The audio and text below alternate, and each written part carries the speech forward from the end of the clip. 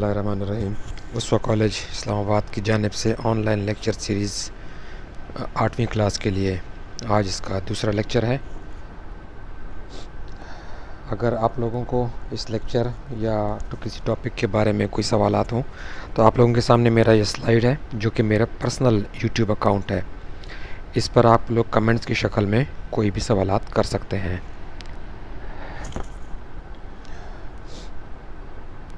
تاریخ میں پہلے ہی چیپٹر کا ٹاپک آج ہم پڑھیں گے، انگریزوں کی معاشی پالیسی۔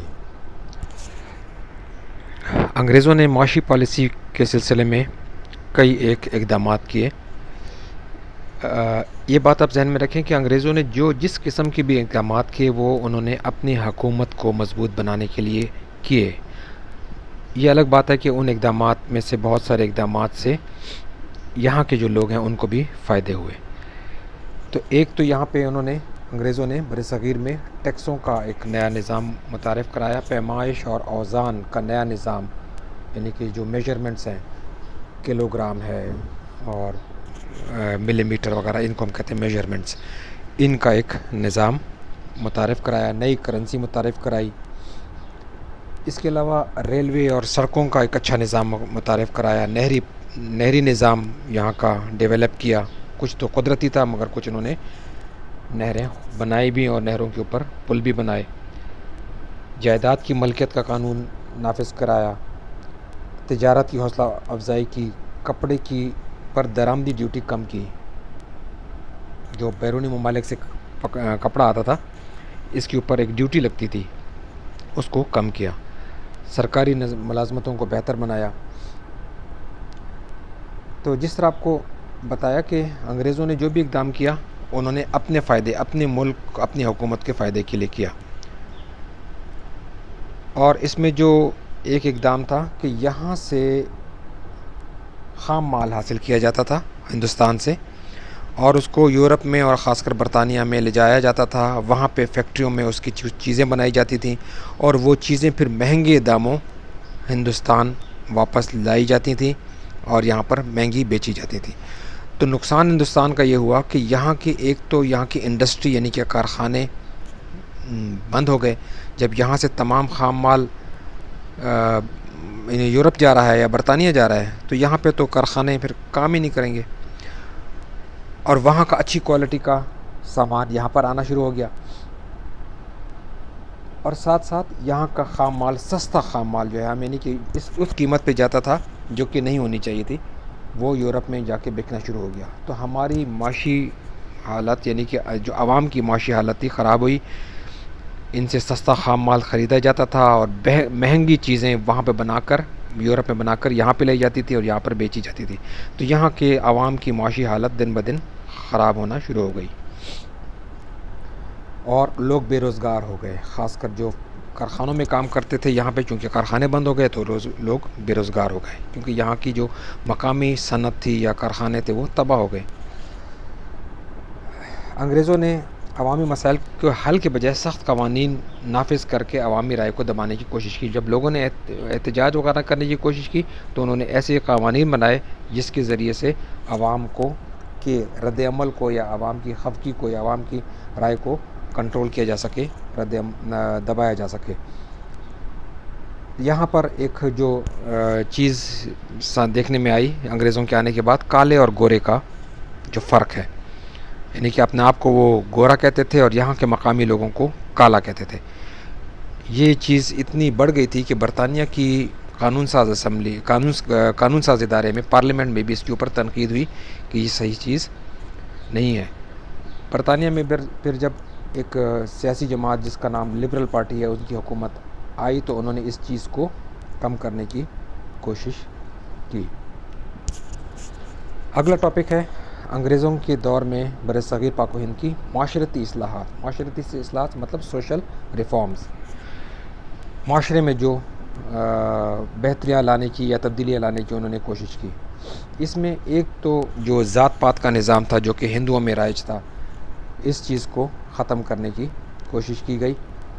ہندوؤں میں جو برہمن جو ہے سب سے اعلیٰ ذات ہے اور سب سے جو گھٹیا ذات سمجھی جاتی ہے شودر، تو یہ چیز انگریزوں نے تعلیم کے ذریعے سے اور خواتین کی تعلیم کے ذریعے سے ختم کرنے کی کوشش کی۔ اور ایک اور چیز جو سرداری نظام تھا، یہاں پر ایک سردار ہے اور اس کی جو علاقے کے لوگ ہیں وہ تمام کے تمام اس سردار کا ہر حکم صحیح ہو یا غلط ہو اس کو ماننے کے پابند ہوں۔ تو اس چیز کی بھی حوصلہ شکنی ہوئی، اس چیز کو یہ بھی چیز کنٹرول ہوئی، کیونکہ ذات پات کا نظام تو ختم کرنے کی کوشش کر رہے تھے انگریز۔ تو سردار اعلیٰ ذات کا ہوتا تھا اور دیگر عوام جو ہے وہ نچلی ذاتوں کی ہوتی تھی۔ تو انگریزوں نے جب ان ذات پات کے اس نظام کو کمزور کرنے کی کوشش کی تو اس سے سرداری نظام بھی کمزور ہوا۔ ایک اور جو یہاں پہ رسم تھی ہندوؤں میں، خاص کر ستی کی رسم۔ ستی کی رسم میں یہ ہوتا تھا کہ اگر کوئی شخص مر جائے تو اس کی بیوی زندہ جل کر اپنے آپ کو ختم کر دیتی تھی۔ جو جس جگہ پہ جلایا جاتا ہے مردوں کو، ہندو جو جلاتے ہیں اس کو چتا کہا جاتا ہے۔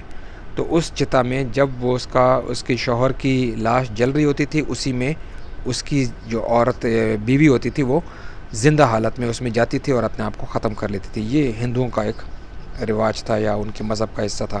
انگریزوں نے اس چیز کو ختم کرنے کی بہت کوشش کی۔ یہ چیز جو تھی سکھوں میں بھی موجود تھی۔ تو 1829 میں لارڈ ولیم بینٹنک نے بنگال میں ستی کی رسم پر پابندی لگا دی، اور اس کے علاوہ ہندوؤں میں بیوہ عورت تو ظاہری بات ہے ستی ہو جاتی تھی، تو اس کو دوسری شادی کرنے کا اختیار نہیں تھا۔ تو حکومت نے بیوہ عورت کو دوبارہ نکاح کرنے کی اجازت بھی دی، مگر ان تمام اقدامات کے باوجود بھی کچھ علاقوں میں ہندو اس چیز کو فالو کر رہے تھے، اس رسم کو انہوں نے پھر بھی اپنایا ہوا تھا۔ اور اس کے علاوہ نئے پیدا شدہ بچوں کو دفنانا، خاص کر بچیوں کو، جو کہ عربوں میں بھی ایک رسم تھی مخصوص علاقوں میں، یہاں پہ بھی ہندوؤں میں موجود تھی۔ تو اس چیز کے اوپر بھی انگریزوں نے پابندی عائد کی۔ اس ستی کی رسم کے خلاف ہندو عدالت میں بھی گئے۔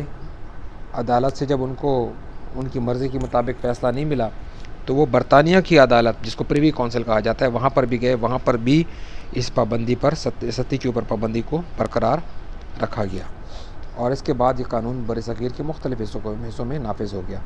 ایک اور جو چیز تھی یہاں پہ ہندوستان میں، کم عمری کی شادیاں، بہت کم عمر بچیوں کی اور بچوں کی شادیاں کر دی جاتی تھیں۔ تو انگریزوں نے اس چیز کو ختم کرنے کے لیے شادی کی عمر مقرر کی۔ لڑکی کی عمر کم از کم 14 سال اور لڑکے کی 15 سال مقرر کر دی کہ اس سے کم پہ شادی نہیں ہوگی۔ یہ غالباً جو شادیاں کی جاتی تھی کم عمر میں، خاص کر بچوں کی، یہ چونکہ غربت بہت زیادہ تھی، یہ ہندوؤں میں زیادہ رواج تھا،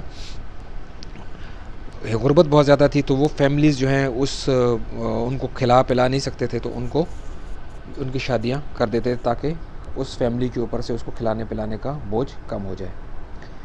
ایک اور جو رسم تھی وہ یہاں پر جب کسی لڑکی کی شادی ہوتی تھی تو لڑکی کا والد اس کی شادی پر نہ صرف اس کی جو ہونے والے جو لڑکی کا شوہر ہوتا تھا اس کو پیسے رقم کی ادائیگی کرتا تھا، اور اس وجہ سے بہت ساری جو غریب فیملیز تھیں وہ اس قابل نہیں تھیں کہ اپنی بچیوں کی شادیاں کر سکیں، کیونکہ ان کے ساتھ ان کو پیسے بھی دینا پڑتے تھے، اور خاص کر جن جگہوں پہ لڑکیوں کی تعداد جن فیملیز میں زیادہ ہوتی تھی ان کے لیے بہت مشکلات تھی۔ تو اس چیز پر بھی حکومت نے پابندی عائد کی، کیونکہ اس سے لڑائی جھگڑے بھی ہوتے تھے بہت زیادہ، اور معاشرے میں بہت زیادہ مسائل ڈیولپ ہو گئے تھے۔ ایک اور قسم کی جو اصلاحات کی انگریزوں نے، مواصلاتی نظام کی اصلاحات۔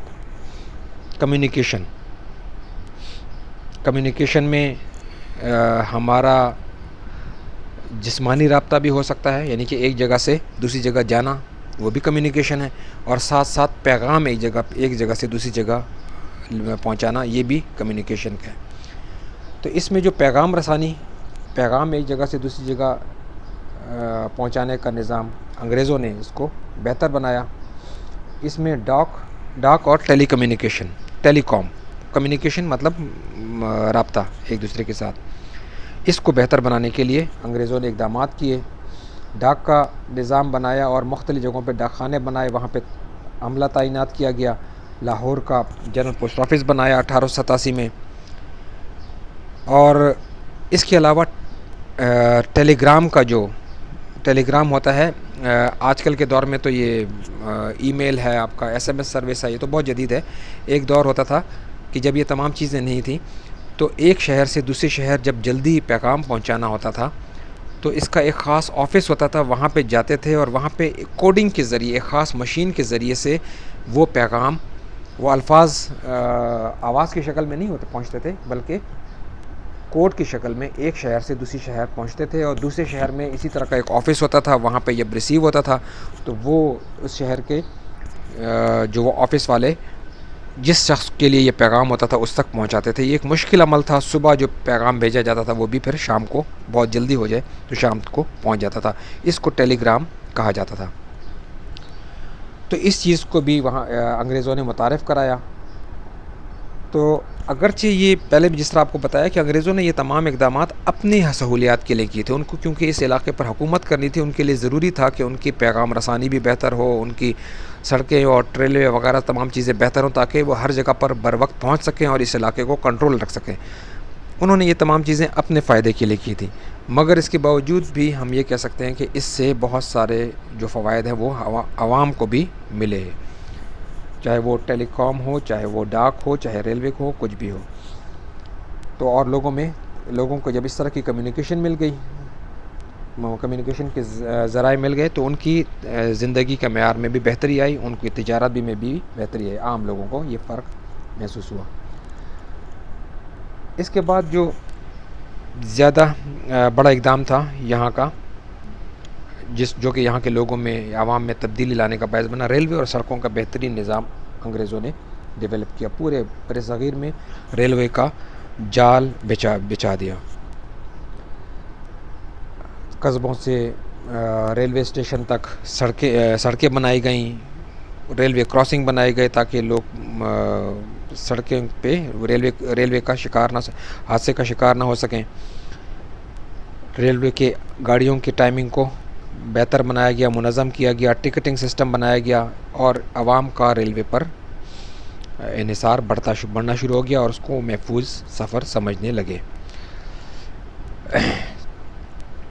اچھا، اس کے علاوہ نہروں کے اوپر، دریاؤں کے اوپر پل بنائے گئے، بس سٹینڈ بنائے گئے ایک شہر سے دوسرے شہر جانے کے لیے، اور اپنے عملے کو تربیت بھی انہوں نے دی۔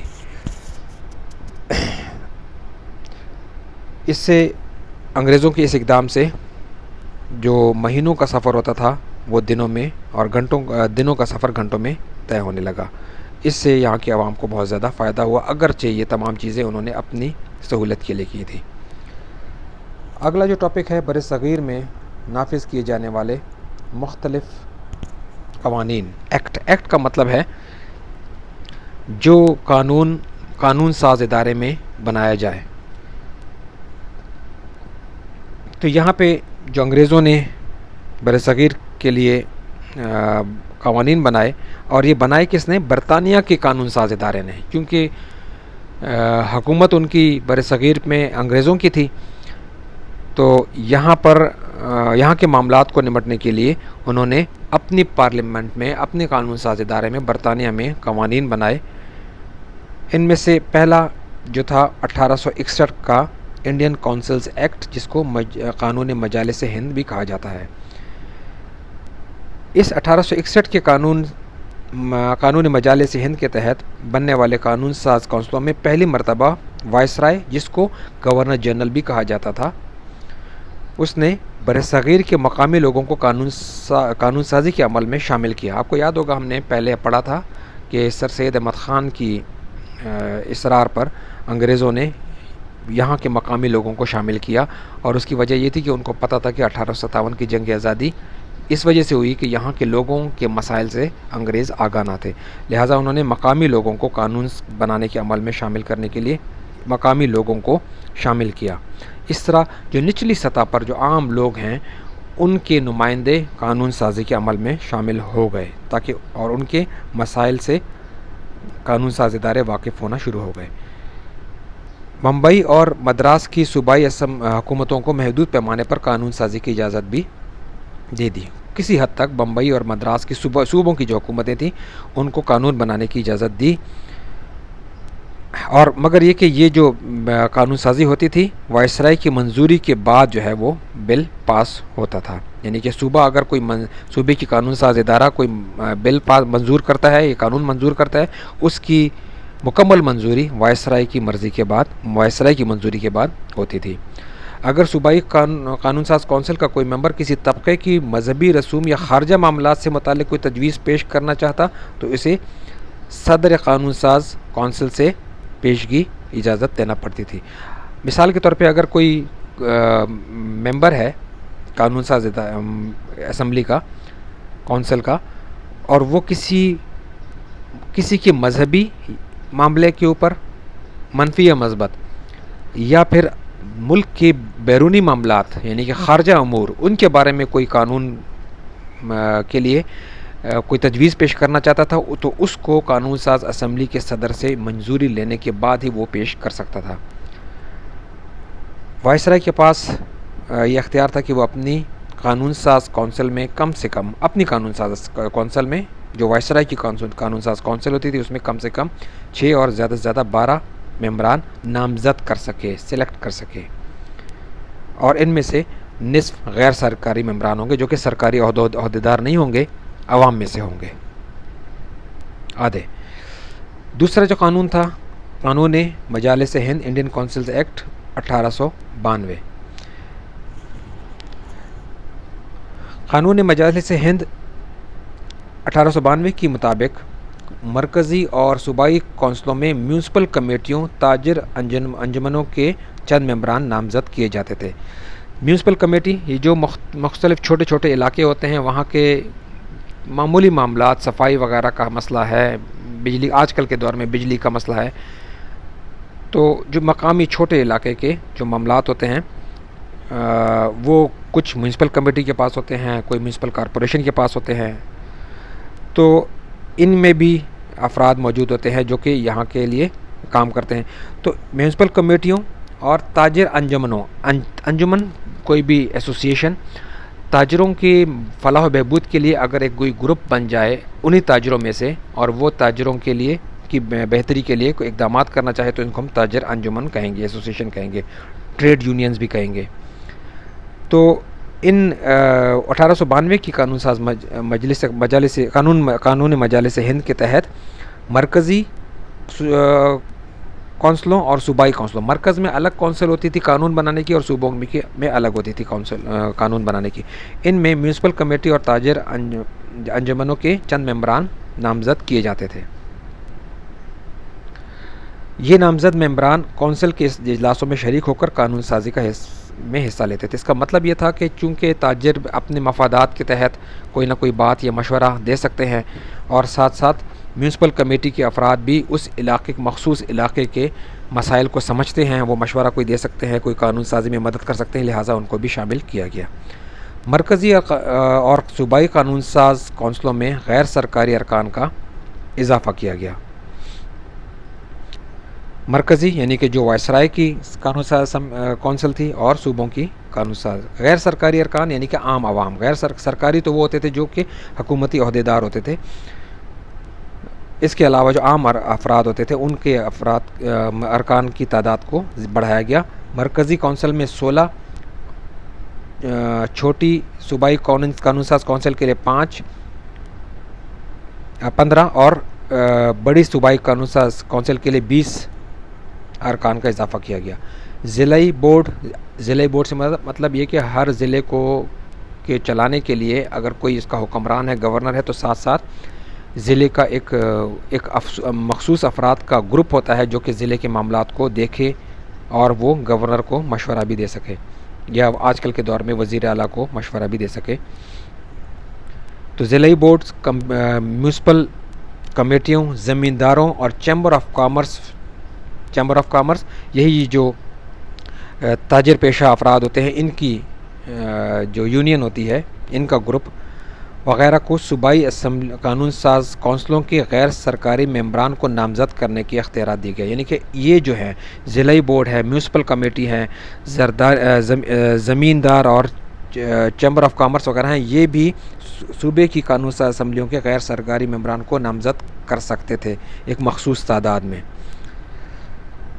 تیسرا جو قانون ہے قانون مجالس ہند 1909 ایکسکیوز می.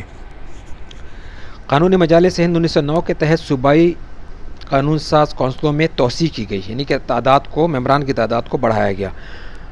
مختلف صوبوں کی کونسلوں کے اراکین کی تعداد اس طرح مقرر کی گئی: Punjab 27، Bengal 54، Burma 18، U P 50 اور مدراس 49 اور بمبئی 49. صوبائی حکومتوں کو اپنا بجٹ خود تیار کرنے کا اختیار دیا گیا. یعنی کہ دو باتیں اس میں ہیں، ایک تو وہ توسیع کی گئی، افراد کو بڑھایا گیا، ممبران کو بڑھایا گیا، دوسرا اب ان کو یہ اختیار دیا گیا کہ وہ اپنا بجٹ، اپنے صوبے کا بجٹ خود بنا سکیں.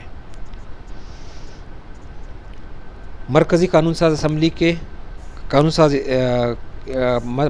مرکزی مجلس قانون ساز کے غیر سرکاری ممبران کی تعداد 16 سے بڑھا کر 60 کر دی گئی. جس طرح صوبوں میں تعداد بڑھائی گئی، اسی طریقے سے اس قانون کے تحت مرکزی جو قانون ساز ادارہ ہے اس کو بھی اس کی تعداد بڑھا دی گئی.